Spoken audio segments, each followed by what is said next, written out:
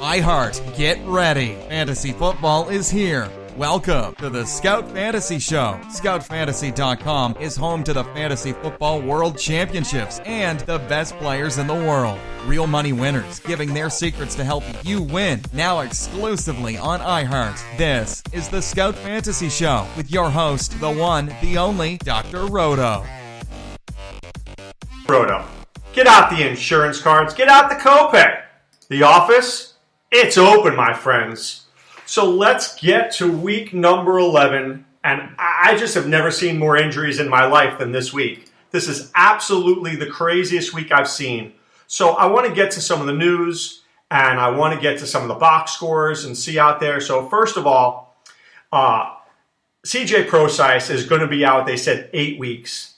And I had told you guys to pick up Thomas Rawls. I pray that you did so, because he looks very good right now. And he's certainly a guy who's going to help fantasy owners down the stretch. So if somebody was silly enough to have dropped him in your league, hopefully you picked him up and you will use him. Prosise, I don't want to say done for the year. Maybe we see him in the playoffs, but it's sad because he just was starting to turn it out to be a very good player. Next, LaShawn McCoy had surgery today, but he's expected to play this weekend. Now, we spoke to Dr. David Chow on SiriusXM Fantasy Sports Radio last night, and Dr. Chow said this was not something that could be fixed during the game, but it's a very quick surgery, and he should be able to play next week and still play rather well. So that's good news for LaShawn McCoy owners.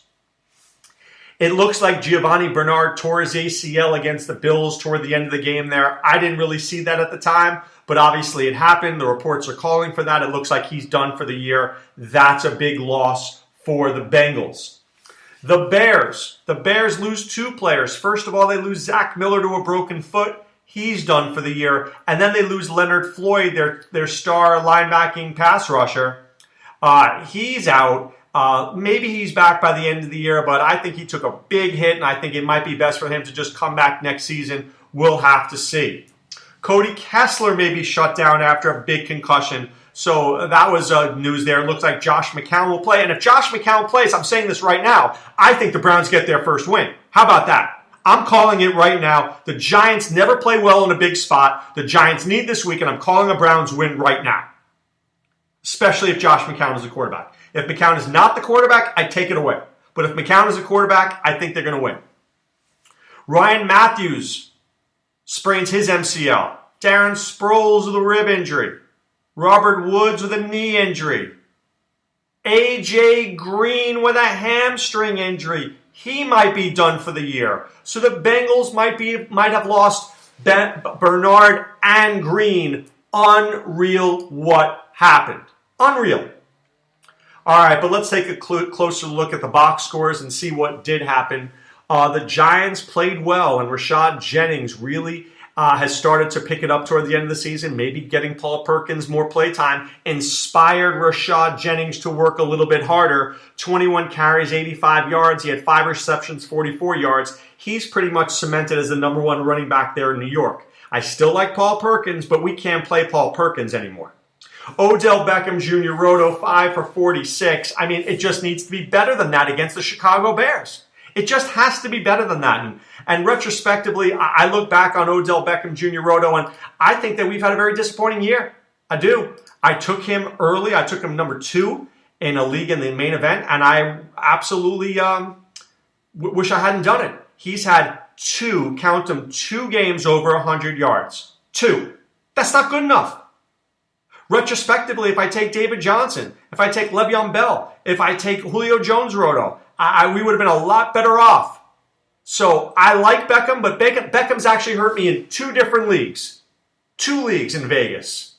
And here I was loving this guy, and I don't think I'm wrong for loving this guy, but, look, you got to produce. And he's just not producing.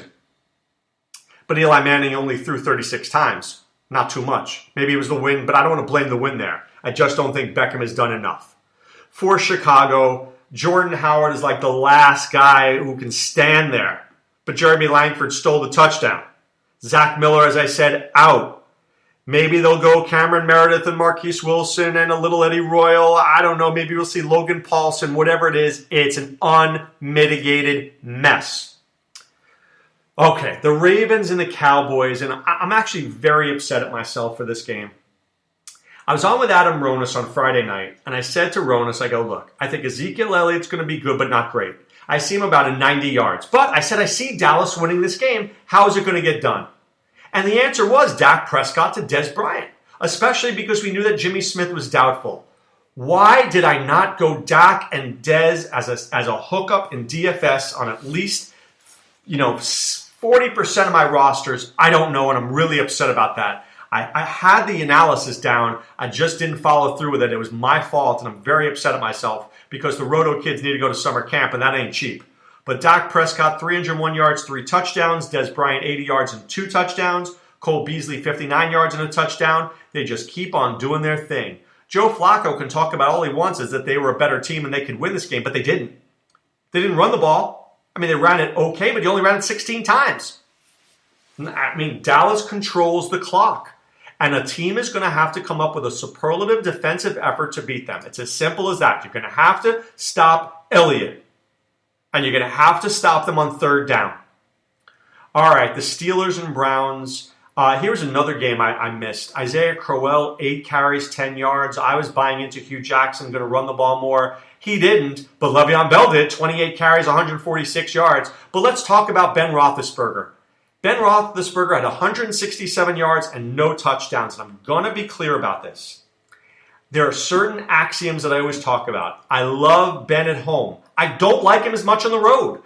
Now, there was bad winds, there was bad weather. I get it. But everybody's throwing for a couple of touchdowns this year against the Browns, except for Ben Roethlisberger and Ryan Fitzpatrick. That is not good company. It's not good company. You're Ben Roethlisberger, throw a couple of touchdown passes. So this week against Indianapolis, I'll start Ben, but I'm not liking it. I think it's a 240 week, but if they were playing at home, I think it's like 380. That's the difference. Now, I don't know if the play calling changes, but it's a problem. 5-5, not good enough for the Steelers. For Cleveland, Terrell Pryor just does his thing every week, 5 for 97, not enough Duke Johnson, not enough Corey Coleman. I do like Gary Barnidge next week if McCown is in there.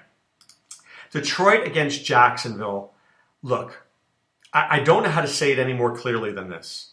If you own anybody on Jacksonville, please just divest yourself of this entire team, except for maybe Chris Ivory. Now that Yeldon is hurt, Chris Ivory had 6 receptions. He had 17 carries.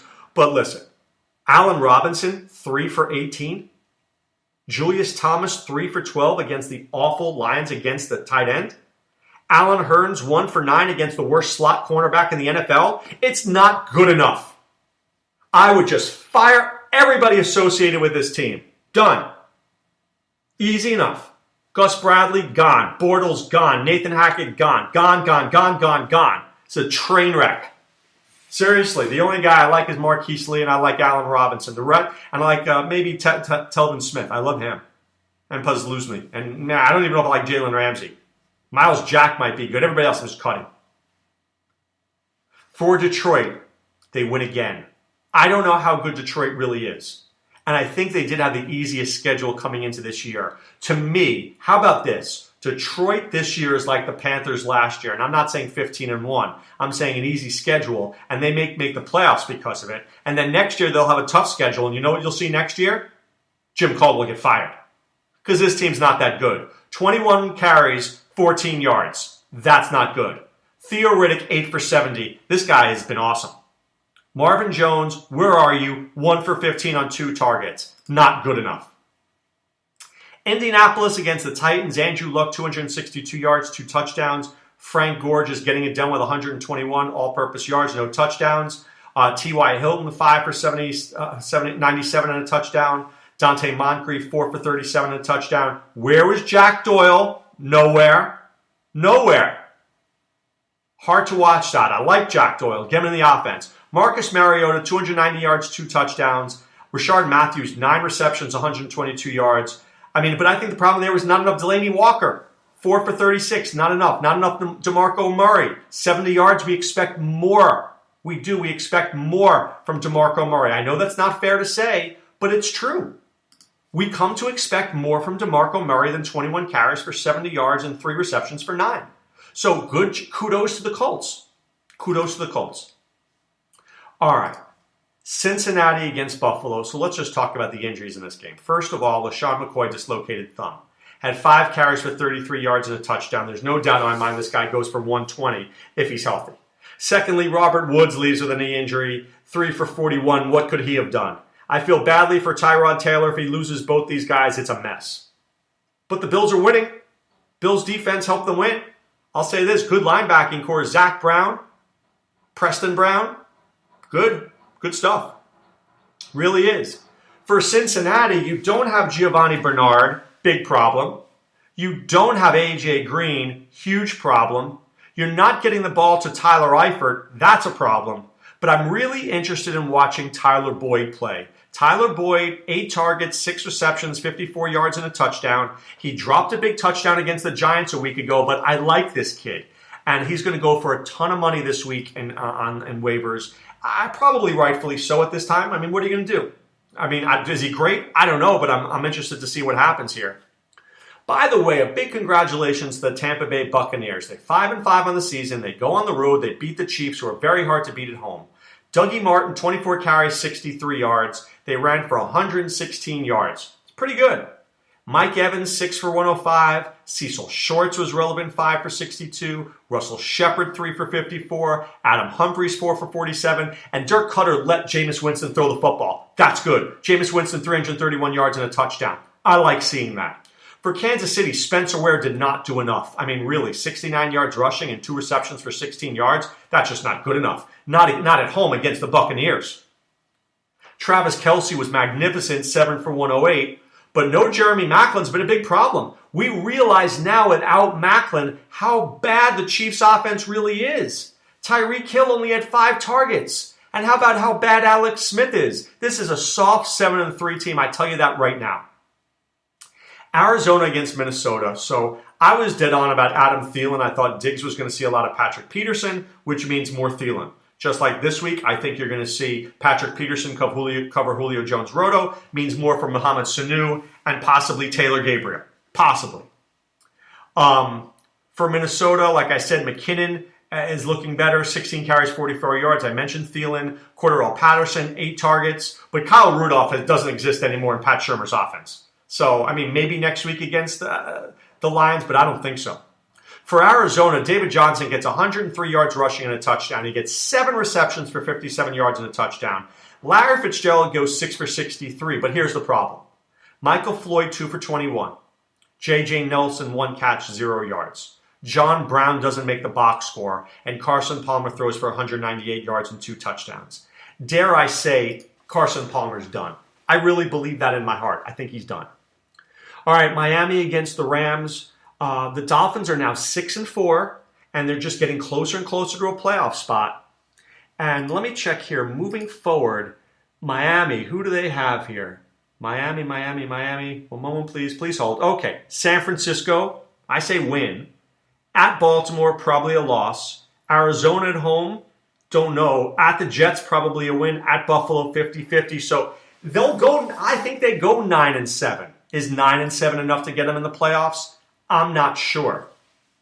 Tannehill goes 172 and 2 touchdowns. Ajayi 77 yards. But what I was really interested in is Devontae Parker 8 for 79 and a touchdown. He is stepping up. And I'm not seeing enough Jarvis Landry. Only 5 targets and 5 receptions for Landry. I want to see more, but I really like seeing Parker get 10 targets.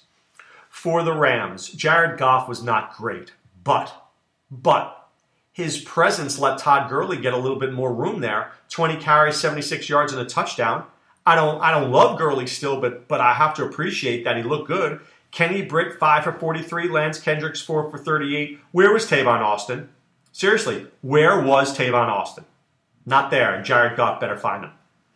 All right, why can't you ever trust the Patriots? Because everybody thought LeGarrette Blount was going to run for 300 yards this week, only ran for 124. But Tom Brady threw for 4 touchdowns. We always talk about the narrative. Where is Brady from? Northern California. Who was his favorite team growing up? The 49ers. Who did they play this week? The 49ers. Where did they play him? On the road. What does that mean? A lot of points for Tom Brady. Simple. Julian Edelman did well as well. 88 for 77 and a touchdown. My only concern here was Martellus Bennett. Where is Marty B? 1 for 14. Not good enough, especially with Gronk out. For San Francisco, people are talking about Colin Kaepernick and saying, is he a starting quarterback in fantasy? Yes. 206 yards and 2 touchdowns, and then 32 yards rushing, which is a minimum for him. And I said this. I think I said this on one of the podcasts on Friday. When I previewed this game, I said that Belichick was going to contain Kaepernick. That was who he was going to contain. He always tries to contain one thing, and this week it was Kaepernick. Right? So he let Hyde run, but he didn't let Kaepernick run, and Kaepernick only had 32 yards. All right, Vance McDonald scores again. Very interesting there.